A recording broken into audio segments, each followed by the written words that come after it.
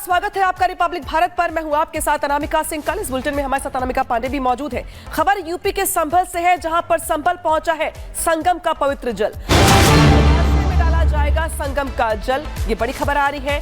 जहां पे संगम का जल अब संभल भी पहुंचा है, जहां पे संभल में जितने भी जलाशय हो वहां पे या धार्मिक स्थल हो वहां पर शुद्धिकरण किया जाएगा तीर्थ स्थलों का।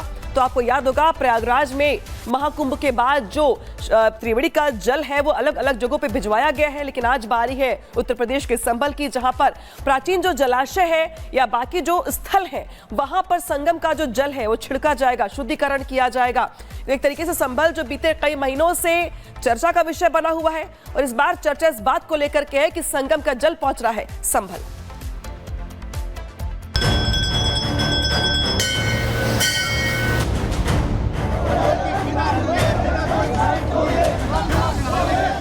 संभल में सनातन का सूर्योदय हो रहा है।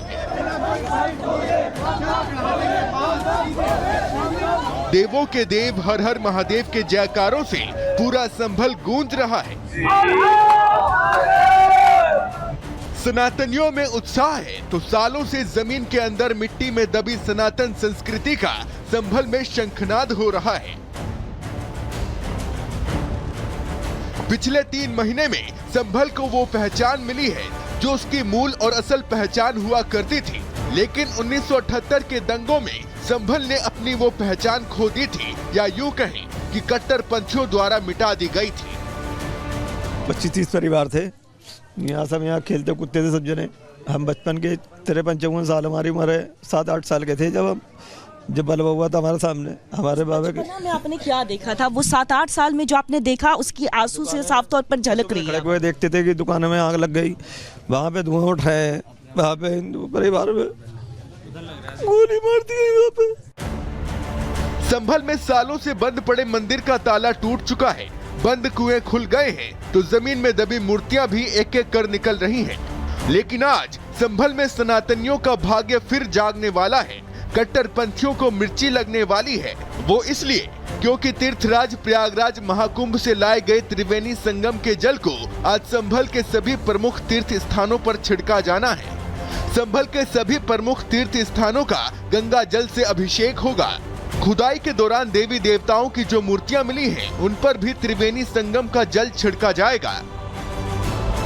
प्रयागराज से संभल पहुंची पवित्र जल को लेकर दमकल विभाग की गाड़ी संभल पहुंच रही है। तस्वीरें आप देखेंगे, ये जो गाड़ी है इस गाड़ी के अंदर तकरीबन 700 लीटर संगम का पवित्र जल है। अब उस जल को लेकर जो गाड़ी है वो प्रयागराज से निकली थी, अब संभल पहुंच गई है। संभल पहुंचने के बाद तमाम जो तीर्थ स्थल है, जो कुंड है, वहां पर अब इस जल को डाला जाएगा ताकि वो लोग उसका फायदा उठा सके जो किसी कारणवश महाकुंभ जो है वो नहीं पहुंच सके। अब ये गाड़ी आप देख रहे हैं 700 लीटर पवित्र जल को लेकर दमकल विभाग की ये गाड़ी जो है वो अब संभल पहुंच गई है और अब इस जल को संभल के अलग अलग तीर्थ स्थानों में डाला जाएगा। जो तीर्थ है वहां पर उस जल को जो है वो कुंड में उसका प्रवेश है वो साफ तौर पर कराया जाएगा। संगम नौ से जल पंप के द्वारा भरा गया और गाड़ी में लोड किया गया, वहीं से हम लोग जो है संगम का जल लेकर के फायर स्टेशन चंदोसी पर उपस्थित हुए हैं। कितना लीटर जल लाए हैं आप लोग? इसमें लगभग 800 लीटर के करीब जल है।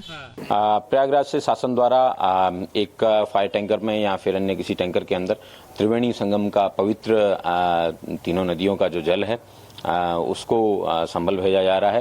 वो यहाँ पे बंश गोपाल तीर्थ, कुरुक्षेत्र मंदिर चंदोसी, नैमिषारण्य तीर्थ जिसे क्षमनाथ धाम के नाम से जाना जाता है, और तीर्थ रोड मंदिर हयात नगर, इन 4 जगहों पे वहाँ पे उनके कुंड में छोड़ा जाएगा।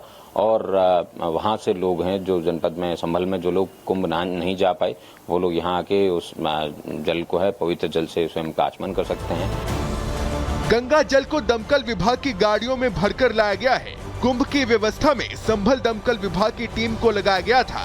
फायर ब्रिगेड की टीम आग बुझाने वाली कई गाड़ियां प्रयागराज महाकुंभ पहुंची थी, लेकिन जब दमकल विभाग की टीम महाकुंभ संपन्न होने के बाद लौटी तो वो फायर ब्रिगेड की इन गाड़ियों में त्रिवेणी संगम का पवित्र जल भरकर अपने साथ ले आई, जिसे अब संभल के सभी तीर्थों पर छिड़का जाएगा। Bureau report, Republic Bharat. और संभल से सीधे जतिन इस वक्त हमारे साथ जुड़ रहे हैं। जतिन, पवित्र जल पहुंच चुका है संभल, तमाम जगहों पर छिड़काव किया जाना है।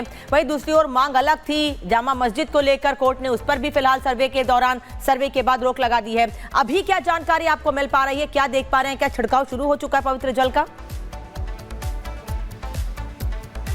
बिल्कुल, देखिए आज का दिन बहुत महत्वपूर्ण है क्योंकि संगम का जो जल है वो फायर टेंडर के जरिए जो है वो एक तरीके से संभल पहुंच चुका है। गाड़ी आप मेरे पीछे देख रहे हैं, चंदोसी फायर स्टेशन पे इस वक्त हम मौजूद है। यहाँ से अब जो गाड़ी है वो बाहर की तरफ निकलेगी और सीधा संभल के उन तीर्थ स्थलों पर पहुंचेगी जिसका जिक्र लगातार लोकल एडमिनिस्ट्रेशन कर रहा है। आप ये देखेंगे तकरीबन 700 लीटर जल इन गाड़ियों में है और ये गाड़ी अब यहाँ से निकल रही है। संभवतः आधे घंटे का समय लगेगा जब ये गाड़ी जो है उन तीर्थ स्थानों पर पहुंचेगी। सबसे पहले कुरुक्षेत्र जो तीर्थ स्थान है संभल में, वहां पर इस गाड़ी पहुंचेगी और 4 अलग अलग जगह है। लेकिन लोगों से जब हम सुबह बात कर रहे थे तो लोगों का साफ तौर पर कहना है कि उनकी आस्था इस जल से जुड़ी हुई है। जो लोग किसी कारणवश नहीं पहुंच पाए वो लोग अब इस जल के जरिए जो अपनी आस्था है उसको पूरी कर पाएंगे। स्नान जो है उन कुंड के जरिए वो कर पाएंगे। और तस्वीर आप देख रहे हैं चंदौसी फायर स्टेशन से अब ये जो गाड़ी है वो बाहर निकली है। संभवतः 30 मिनट का समय लगेगा जब उन तीर्थ स्थानों पर ये फायर की जो गाड़ी है वो पहुंचेगी और उसके बाद जो जल है वो उन कुंड में छोड़ दिया जाएगा और आम जनता उस पवित्र जल को अपने घर ले जा सकती है और लोगों की आस्था उस जल से भी जुड़ी हुई है। जी, संभल से जो तस्वीर दिखा रहे हैं जतिन, कुछ देर के बाद जो गाड़ी है वो आधे घंटे में लगभग अलग अलग जो जगह है संभल में वहां पहुंच जाएगी, शुद्धिकरण किया जाएगा। हालांकि संभल में जामा मस्जिद पे जिस तरीके से जो विवाद छिड़ा हुआ है कानूनी और दो संप्रदायों के बीच में, इसके अलावा अगर बात की जाए तो संभल में तमाम जगहों पे खुदाई भी की गई।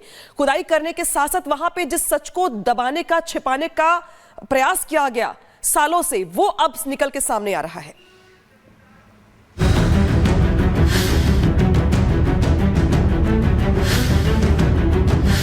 चाहे रमजान का महीना हो, चाहे कोई भी अन्य महीना हो, लेकिन लाउड स्पीकर के जो गाइडलाइन है वो सभी के लिए समान है।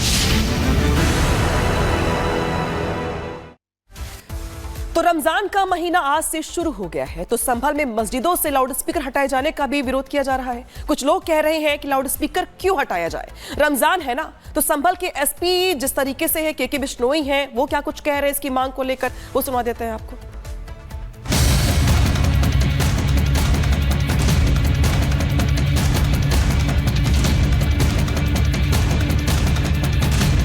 उत्तर प्रदेश के मुख्यमंत्री योगी आदित्यनाथ ने निर्देश दिया है कि किसी भी धार्मिक स्थल में कान फोड़ू आवाज में लाउड स्पीकर ना बजने दिया जाए।